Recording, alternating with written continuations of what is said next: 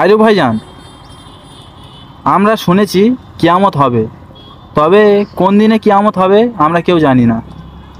তবে তোমার একটা প্রশ্ন করব, উত্তরটা কিন্তু দিতে হবে। অবশ্যই ইনশাল্লাহ, উত্তরটা জানা থাকলে ইনশাল্লাহ বলে দেব। তবে কিয়ামতের বাঁশি কোন ফেরেশতা ফুঁক দেবে? কিয়ামত তো হবে আমরা প্রত্যেকে সবাই জানি। তা কিয়ামতের যে সিংহায় বসে আছে হযরত ইসরাফিল আলাইহিস সালাম, সিংহায় বসে আছে বাঁশি নিয়ে। যখন আল্লাহর হুকুম হবে উনি বাঁশি বাজাতে থাকবে, তখনই কিয়ামত হবে। তামাম দুনিয়া ফানা হয়ে যাবে, কিছুই থাকবে না, পাহাড় পর্বত সমস্ত সব কিছু তুলোর মতন হয়ে উঠতে থাকবে হযরত ইসরাফিল আলাইহিস সালাম।